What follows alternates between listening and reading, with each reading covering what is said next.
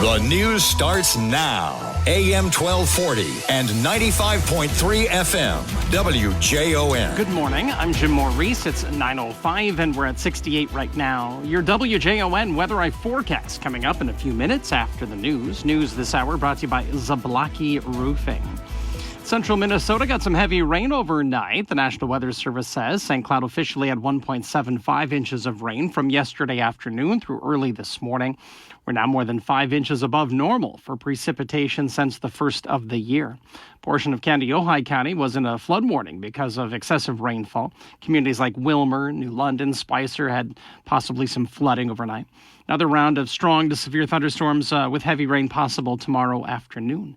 Many communities here in central Minnesota reporting over 3 inches of rain. Clarissa had over 5.5 inches of rain during the overnight. With both state major party conventions now behind us, the political focus shifts to the upcoming Republican National Convention in mid-July in Milwaukee and the Democratic National Convention in Chicago a month later. One persistent question, will Minnesota move into the category of swing states, particularly with possibly some extra attention from former President Donald Trump? I thought we won it in 2016. I know we won it in 2020. Even if it's not really in play, Trump's going to still try to make it in play. Says Hamline University's David Schultz. But Carleton College analyst Stephen Scheer points out Minnesota Republicans endorsed U.S. Senate candidate Royce White may be at the top of the ticket, a problematic candidate, and now the presidential candidate has been convicted of a felony. Bill Werner reporting. Schools in the area celebrate their 2024 graduation classes. Sartell St. Stephen's grads have a special distinction. The 2024 class, the first class from Sartell to have spent almost their entire career in person at the new high school.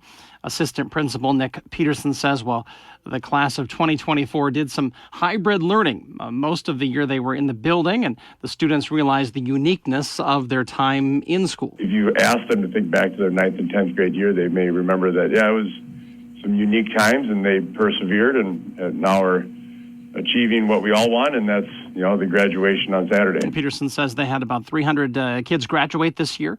Graduation ceremony was Saturday at 7:30 at the high school gym. One Sartell St. Stephen High School student is receiving a national recognition for her artwork.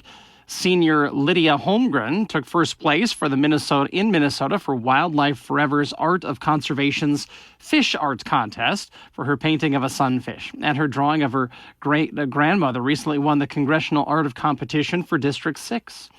Holmgren says her teacher, Mike Carlson, typically tells her about the different contests, and the Wildlife Forever contest let her recapture a part of her childhood. Fishing has always been a part of my childhood, and I liked that I was able to connect with my childhood and experience through my art.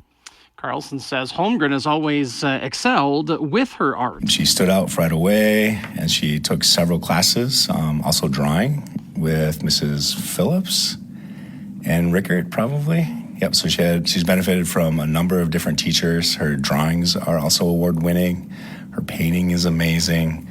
And then she's done a couple independent studies, which is pretty neat, where she actually gets to write her own curriculum. Holmgren's great-grandmother drawing will be on display in the U.S. Capitol building for a whole year. She says she hopes to enter a songbird contest for her next project. Well, we should know the name of Minnesota's Professional Women's Hockey League championship team later this summer. General Manager Natalie Darwitz says it's not a decision that will be made in St. Paul. Being under one ownership with all 6 teams that's coming from the league level, the word on the street is sometime in August that the names and logos will be revealed. So we're waiting on just like everyone else. None of the teams had nicknames during the league's inaugural season. Minnesota beat Boston 3-2 in the PWHL Finals to win the first ever Walter Cup trophy. WJON News Time is coming up on 9:10 at 68. News this hour brought to you by Zablocki Roofing. Your WJON weather eye forecast is on the way next. WJON Radar Weather. For St. Cloud and for Clearwater, becoming clear today, 80 for a high, and southwest wind at 5 to 10. Tonight, partly cloudy, 64 overnight, and southeast wind at 5. Tomorrow, scattered showers and thunderstorms are likely in the afternoon, 95% chance of showers and storms. A half inch of rain maybe tomorrow afternoon, 80 for a high. Winds south of 10 to 15 miles an hour. And the extended forecast Wednesday, a clear sky. Scattered showers and thunderstorms possible. 75 for a high on Wednesday. After that, looks great. Thursday, partly cloudy and 67. And Friday, mainly sunny and 71. WJON News Times coming up on 9:12 at 68 this morning. For more St. Cloud area news, sports, and weather, download our free WJON app on your smartphone or your tablet. Jim Maurice, WJON.